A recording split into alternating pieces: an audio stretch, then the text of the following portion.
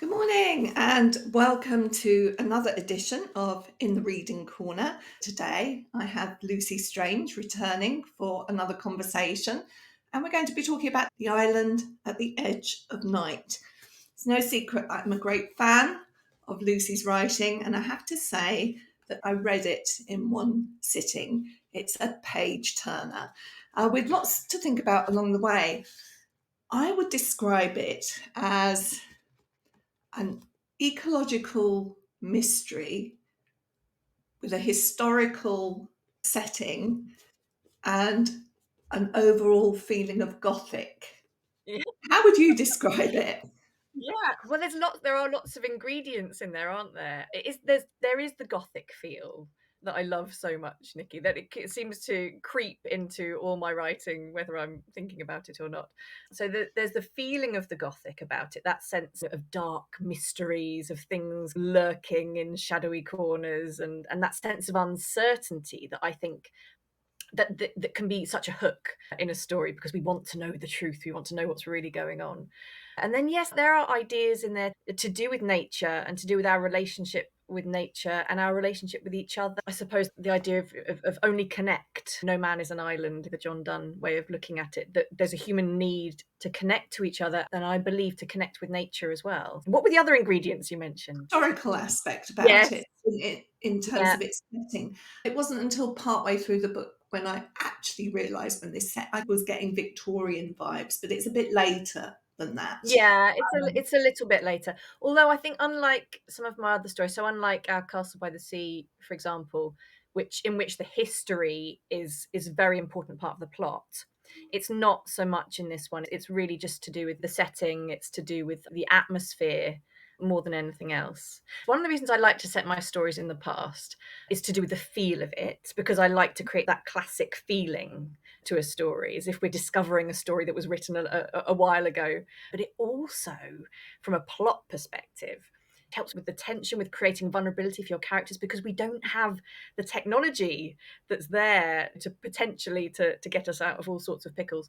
You talked about hooks, and you've created a great hook for us because there's a prologue and that launches us straight into the mystery. If you've got a book Oh, to no. hand, would you read it for us? I'd love to read the prologue. It's because it's quite short, isn't it? So I think It that is is. it is a nice way in. Our main character in The Island at the Edge of Night is Faye Fitzgerald. And Faye has been sent away to a sinister boarding school on a remote Scottish island. And Faye is told by the rather unpleasant people who run the school that she, along with the other children who are there, that they've all been sent there because they have done something wicked. And Faye cannot remember what it is she's supposed to have done. So her memory has blanked out everything that happened on that terrible night, and she can only remember a few fragments of what happened. So I'm going to read the prologue now. The house was all in darkness, and the storm was still raging outside, just as it had been when I'd gone to bed a few hours before. But I wasn't in my bed now. I was standing at the top of the stairs with no memory of how I had got there. Had I been sleepwalking? I was in my nightdress, and the floorboards were cold as glass beneath my bare feet. Aunt Christina? Father? I called, but there was no reply. Lightning flashed, sudden and blinding white. I gripped the banister to steady myself, to steady my heart. Thunder crashed above the city, and rain hammered on the roof and windows, pounding a pulse in my brain, frightened and furious. Was it the storm that had woken me? Or was it something else? I made my way down the stairs and out of the kitchen door into the walled garden. I remember the wind and rain striking hard, making me gasp. Fallen leaves slimed wet between my toes, and my nightdress clung heavy and cold. I remember going past Father's collection of plants, all battered and cowering. I remember crawling through the hole in the broken fence into the graveyard. I remember seeing the old yew tree, a ragged silhouette against the stormlit sky. And then? And then the memory shatters like a mirror. All I have are a handful of splinters, flashes of that night that come and go like lightning. A metal blade, gleaming wet. a hacking, splitting sound that makes me go cold inside, a scream so piercing it still buzzes deep in my bones. After that night, there was nothing, just weeks of stifling dark. The city rain relentless on my bedroom window. Day-long dreams left me shaking with terror, those dark shards of memory, and the faintest echo of a voice murmuring in horror. What have you done, Faye? Oh, what have you done, you wicked child? There we go. I defy anybody not to be hooked by that prologue. And of course, the rest of the story is a gradual unraveling of that mystery as Faye's memory has to return to her and this situation has to be resolved. But of course, there's a lot before we get. Well, maybe we ought to start with Faye herself and the kind of character she is. Let's start there. She's a character who has been isolated. So she had this rather idyllic sort of childhood in the forest with her father that was suddenly, abruptly cut off. She and her father suddenly, for a reason she does not understand at this point, they went to go and live with her aunt Christina in the city. And having grown up surrounded by the trees, she is suddenly in this rather bleak urban environment. And the yew tree in the graveyard becomes her only sanctuary. She is sent off to boarding school after boarding school, and she stops talking to people. She finds it harder and harder to communicate, and she becomes more and more of an island, more and more cut off. And once they're living in the city, she hardly sees her father anymore either, again, for reasons she doesn't understand. He shuts himself away from her. She describes him as being like a closed door. And what happens when she's told she's done this terrible thing is she loses faith in herself, that she doesn't trust herself anymore, and she feels she doesn't know or even understand herself anymore. That was something I was really interested in exploring, that trusting ourselves and trusting our instincts and trusting that there are wonderful things inside us. It's something that can be very hard, I think, particularly when there are so many external influences around us and the pushing and pulling of everything, of family, of society, of social media, pulling us in all sorts of directions. And I think finding that courage to trust ourselves and to know ourselves and have faith in ourselves is possibly harder than ever. And so that's at the heart of the story. And courage and finding the strength to stand up to things when you know they feel wrong. That sense of powerlessness creeps up in a lot of my stories. She doesn't have to fight alone, and we'll come to the ensemble of characters in a little while. But before we do that, it probably won't have escaped listeners that you've used the word island. You've referenced Undone there, and you've talked about Faye feeling that she's an island, that she's cut off. And your story has island in the title as well. So it's working at lots of different levels in the story, this idea of being cut off and being an island. She's sent away by her aunt and father to a boarding school on a Scottish island, and it's just about as awful as it could be. In fact, it used to be a monastery, and their bedrooms are the monks' cells. But there she meets another girl called, wonderful name, Boudica Braithwaite. And I think where Faye is quietly subversive, Boudica is loud and full of daring and courage. So these two characters work really well together. Maybe tell us a bit about their friendship.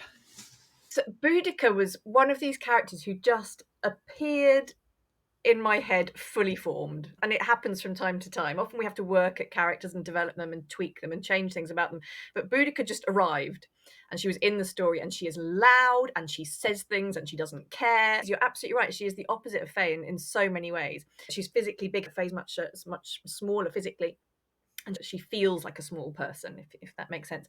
And Boudica is large physically and in terms of her character. And through this, the beginnings of a friendship, and it's through this really that Faye starts to have a little more courage, a little more belief, in herself. Trees are important in the story, or in fact the lack of trees.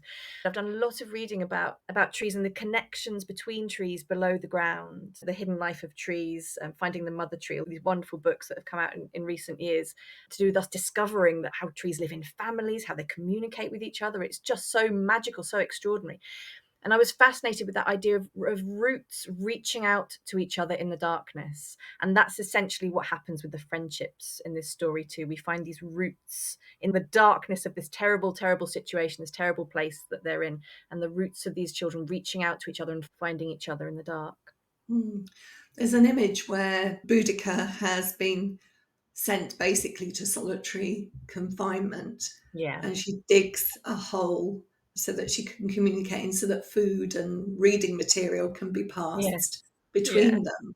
And that is almost underground, the roots reaching across these Yes, that is. spaces. That's exactly the moment when these connections start to become really meaningful for Faye.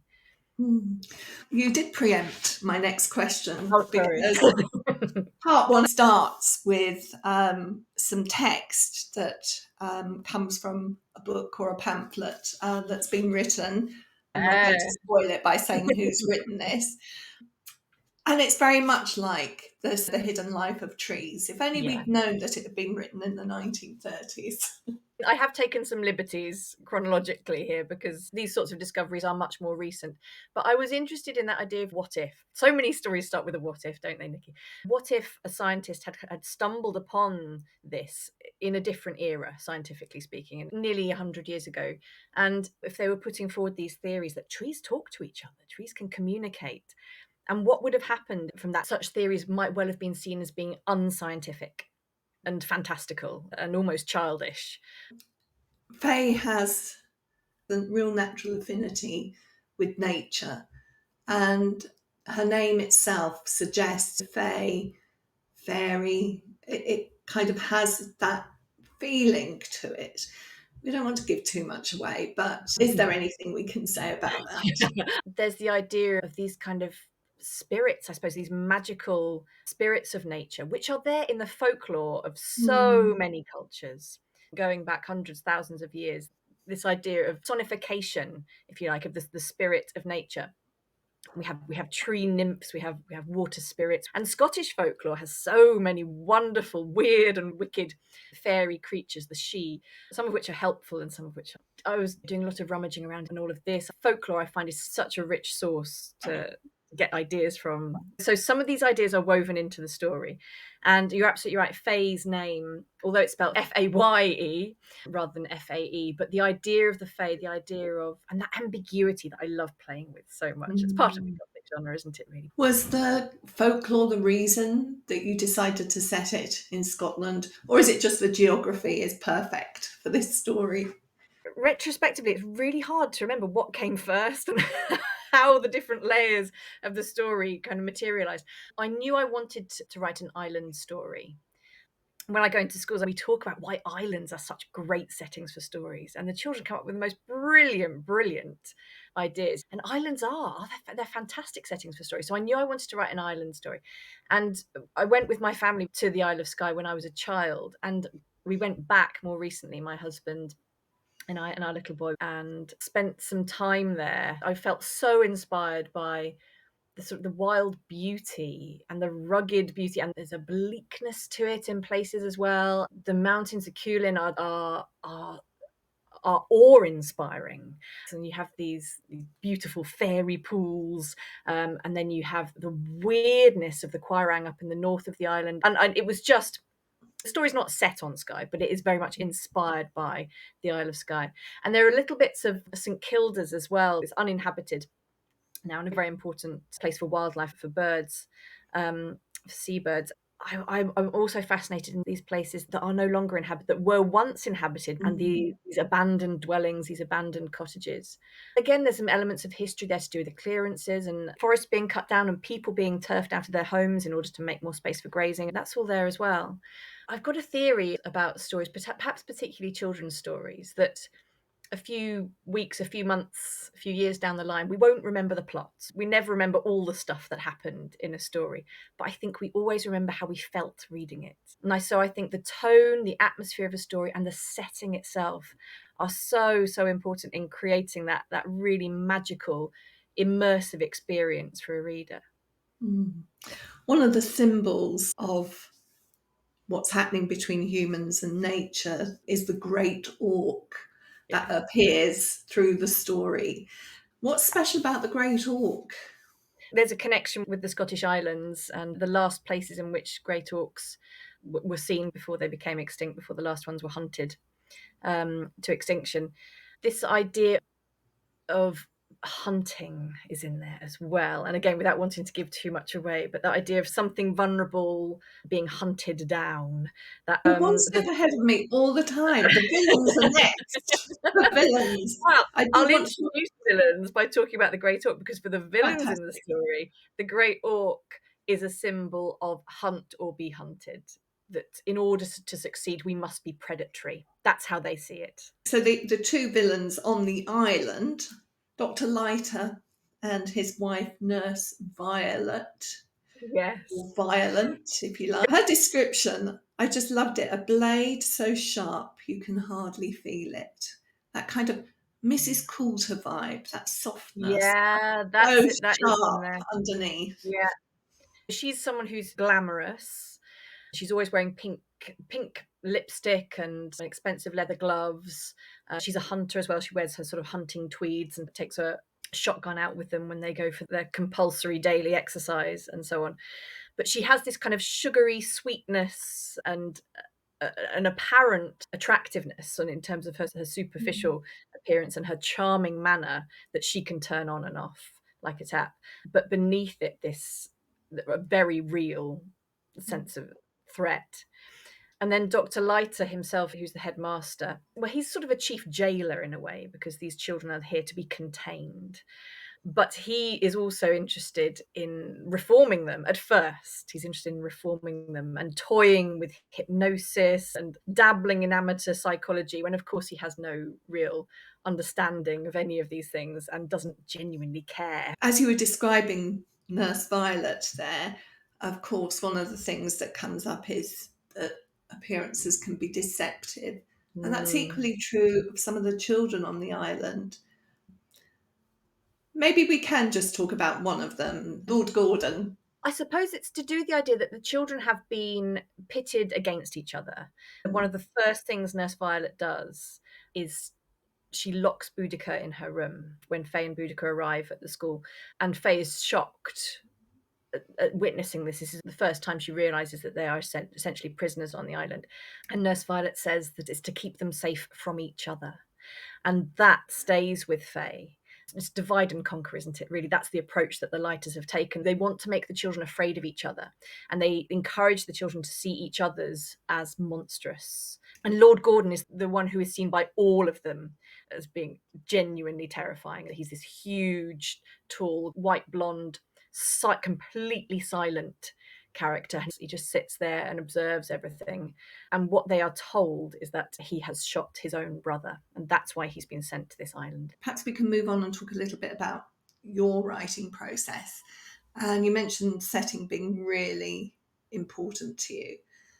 I know it's hard sometimes after the fact to think about how all those layers fit together, Mm.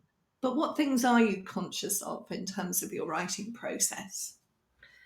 So I think very often starting with settings, a character with a strong emotional hook. So these are usually some of the earliest ingredients in the story. And then the other things come in layers of research, layers of daydreaming. I think my stories often take a long time to simmer away, and while I discover what is going to be most useful, most interesting, most powerful for the story. One of the things that I always do in the early stages of developing stories, I create mood boards.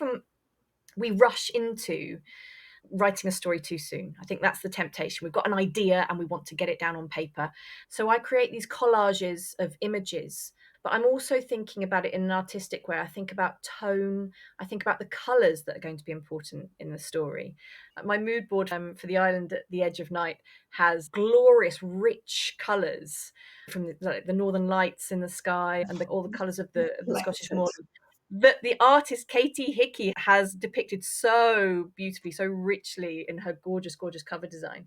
And then compare that to my mood board, the Ghost of Goswater, which is wintry, all snow and ice and mist, and a ram's skull and a white opal, and so on. And the feeling, the colours, I think are really important. I do sometimes work from photographs of places, but I find actually working from paintings of places is much more interesting, because then you have a layer of artistic interpretation. Quite often I end up translating artworks into particular settings, particular landscapes in my stories. The idea of sharpness and cutting was very much running Mm, through this story. I read that quote, the yeah, introduction of Nurse Violet. There are things to do with diamonds and the hard edgeness of things. And there's yes, quite a lot yeah. about sharp tools in And the this blade. story. Yes. Yeah. Yeah. Yeah, there is. I love playing with these sort of literary motifs. I can enjoy the story as this kind of thrilling gothic adventure on an island with a mystery to be discovered. What I aim for is that it can also be enjoyed on that more literary level as well, and you can unpick it and you can look at these themes, these motifs that are embroidered through the story as well. Do you go back and rework a lot of that? Yeah. This book was a long time in the process, actually. My usual process would be a full first draft, and then one big rewrite, and then a slightly tighter rewrite, and then line edits. But this one had a couple of big overhauls. It took a longer time for it to really find itself, this story. When I started writing this story, my dad died very suddenly. I actually found that for a while, this wasn't how I expected grief to manifest itself, Nikki, but for a while, all I wanted to write was comedy. I wanted to write something really light and silly. So I ended up writing something Mm. completely different for a while, and then came back to the island at the edge of night when I was ready to do so. You've talked about the slow process of writing and a build up. You're also a teacher, and I wondered how you match what writing needs and its processes and the demands of the classroom. I think children's writing is such an interesting thing and such an important thing, and that children should feel motivated to write and excited to write. And this is something that I was passionate about as a teacher, and I am passionate about now. And so much of it is actually nothing to do with the writing process itself. That's Mm. just the getting there. What we need to feel is motivated enough to do it. That's what's important for writers at any level, whether you're a 10-year-old writing in a classroom or whether you're an adult writing a book to be published. When I'm talking in schools as well, is the process and the rewriting and the editing, which a lot of young people find very frustrating and very, very difficult to do. I think it can be really encouraging when they hear the extent to which children's authors have to rewrite and edit and come back to a story again and again, and how hard it is to do that, because it's really hard to take feedback. I talk about the fact that when I get my emails from my editor, that I feel just the same as they do when they get lots and lots of red pen at the end of something they've written. But how important it is, I think, to bounce back from that initial feeling. If I can find that resilience, if I can find that courage to go back in one more time and change this bit and make that bit even better, then actually I'm going to end up with something really, really special, something really shining and glittering, and really something I can truly be proud of. When you work with an editor, there's that mutual respect and they help you shape your story, but they don't change your story. Mm. With children, it's important we don't edit their voice out. Yes, you're quite right, for them to discover the voice that they need to use. And it can be so hard. They're being pushed and pulled in so many directions, teachers meeting requirements of various different things and curriculum and SATs. But I completely agree with you. We want children to choose to write as well. I call it recreational writing. We have reading for pleasure, don't we? And I call it recreational writing, to choose to write. I think very few children will choose to write for the sake of the physical act of writing, allowing them to find the stories they want to tell and they feel excited to tell. I feel that I could talk to you all day. And what's really obvious to anybody listening is how passionately you feel about this. And I can only imagine that you must have been an amazing teacher of both reading and writing. The great news is that, of course, you get the chance to visit schools and for that little bit of magic to rub off on lots of different classes. So I would like it if you could tell us a bit about what can teachers expect from you when you go and work with children, and how can they get hold of you? I do lots of different things. All my events are done through Speaking of Books. So I do lots of different things. I do author talks about my books and about particular books. I talk about my stories, about how the stories evolve and how we can get inspiration and ideas for stories. But I talk a bit about reading in general as well. And we do a bit of virtual book shopping, and we talk about finding a genre or finding an author who's your cup of tea and how wonderful that is. We create our own ideas for stories. I often say you don't need one good idea to start writing a story. You need two good ideas. Because when you've got two good ideas, they can spark against each other. And that's when you get something really exciting and interesting happening. So we combine different ingredients and we play with different genres, and we see what emerges. And I do my mood boards that I mentioned before, and I also now do some inset for teachers as well. I talk about how we can build that reading for pleasure culture in a school, how we can really build that buzz around reading and inspiring that intrinsic motivation. I get to have all these lovely things of being a teacher that I miss so much. From my 15 years I was an English teacher, and I come back to my writing shed. That's fabulous. Lucy, I don't think it's going to be the last time we talk to you. Keep writing those fantastic books, both for Chicken House, your longer novels, and the wonderful novellas that you've written for Barrington Stoke as well. And hopefully we're going to have the chance to talk to you about those in the autumn term. Thank you so much for taking your time to chat with us in the Reading Corner today. Thank you for having me.